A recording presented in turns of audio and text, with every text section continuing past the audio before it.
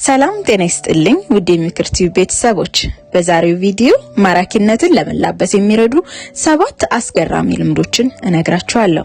ለረጅም ጊዜ ማራኪነት ወይም ካሪስማ ለአንዳንድ የተመረጡ ሰዎች ብቻ የተሰጠ ተፈጥሯዊ ስጦታ ይመስለኝ ነበር። ብዙ ጊዜ ወይም ሁሉ ጊዜ ድምጻቸውን ከፍ አድርገው ለሚናገሩ ሰዎችን በቀላሉ ለሚማርኩና በሄዱበት ቦታ ሁሉ ትኩረት ለሚያገኙ ሰዎች ብቻ የተሰጠ ይመስለኝ ነበር። እኔ ግን ላለመረበሽ የምሞክር ሰዎችን ላለማስቀየም ስል የምቸኩልና በራሴ የማልተማመን ሴት ነበርኩ። ነገር ግን አንድ ትልቅ ሚስጥር ተረዳው። ማራኪነት ወይም ካሪስማቲክ የተፈጥሮ ስጦታ ብቻ ሳይሆን የምናዳብረው፣ የምናሳድገው፣ የምንማረው ክህሎትና የምንመርጠው ኢነርጂ ነው።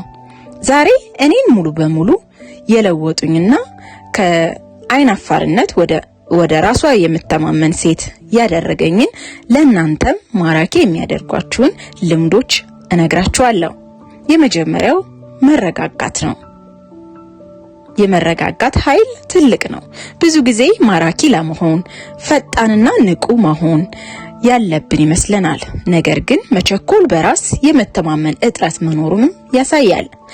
አንድ ሰው ወደ ክፍል ውስጥ ሲገባ በዝግታ በተረጋጋ ሁኔታ ሲራመድ ከመናገሩ በፊት ትንፋሽ ወስዶ ሲያርፍ ምን ያህል በራሱ የሚተማመን ይመስላል። በዝግታ ስትሆኑ ለዓለም የምታስተላልፉት መልእክት እዚህ ቦታ ለመገኘት ብቁ ነኝ፣ ሰዎች እንዲሰሙኝ ደግሞ መቸኮል አያስፈልገኝም የሚል ነው። ከመቼውም ጊዜ በበለጠ ቀስ ብላችሁ ረጋ ብላችሁ ቀና ብላችሁ ለመራመድና በንግግራችሁ መሃል እረፍት ወይም ፖዝ ለማድረግ ሞክሩ። ዝምታ ሰዎችን የመሳብ ትልቅ ኃይል አለው። ሁለተኛው ልምድ የሰዎችን አይን አለመሸሽ ነው ወይም አይ ኮንታክት ማለት ነው። ከምናውቀው ሰው ጋር አይን ለአይን ስንገናኝ ወዲያውኑ አይናችንን የመስበር ልምድ አለን። ይህ የሚሆነው እንዳንፈረጅ ወይም ሰዎችን እንዳንረብሽ በመፍራት ነው። ነገር ግን ማራኪ ሰው እንዲታይ አይለምንም። ይልቁንም እሱ ሌሎችን ያያል።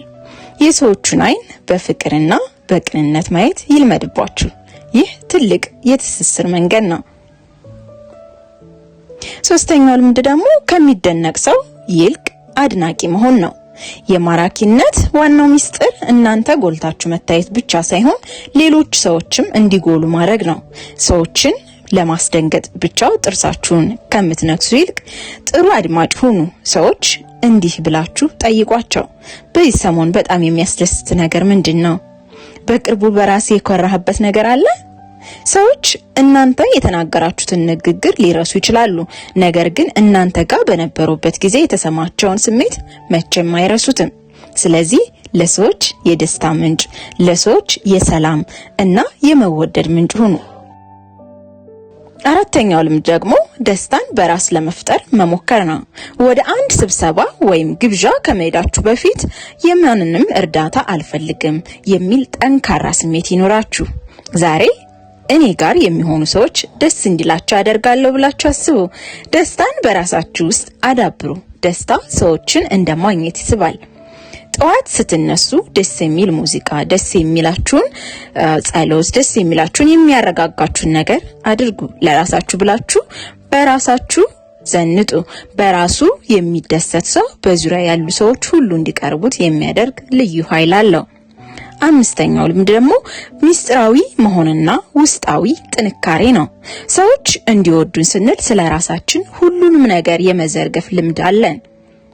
ነገር ግን ጥቂት ነገሮችን ለራስ ማቆየት ትልቅ ክብርና ማራኪነትን ይሰጣል። ሁሉም ነገር ወዲያው መናገር የለባችሁም። ሰዎች እንዲጓጓሏችሁ የተወሰነ ሚስጥራዊነት ይኖራችሁ። ውስጣዊ ስሜታችሁንም አስተካክሉ። ወደ አንድ ቦታ ከመሄዳችሁ በፊት ሰው ይወደኝ ይሆን ብላችሁ ከመጨነቅ ይልቅ ለማንም ምንም የማስገነዝበው ነገር የለኝም ብላችሁ በራስ መተማመናችሁን አጠናክሩ። ማራኪ ለመሆን ትልቅ መሰናክል ሁሉንም ሰው ለማስደሰት መሞከር ነው። ለሁሉም ሰው ጥሩ ለመሆን ስትሞክሩ ማንነታችሁ ይጠፋል። ሰውን ላለማስቀየም ለሰው ጥሩ ነገር ማሰብ ለሰው ብላችሁ ደግሞ ለእናንተ ደስታ የእናንተን እድገት ማሳነስና ወደኋላ ማስቀረት ሳይሆን ሁልጊዜም በሐሳባችሁ ለሰው ልጅ መልካም ማሰብ ለራሳችሁ እንደምታስቡት። እውነተኛ ማራኪነት የሚመጣው ለራስ ታማኝ በመሆን ነው። አስታውሱ፣ ማራኪ ለመሆን ሌላ ሰው መሆንን አያስፈልግም። የራሳችሁን ምርጥ ማንነት ማውጣት ብቻ የሚጠበቅባችሁ ነው።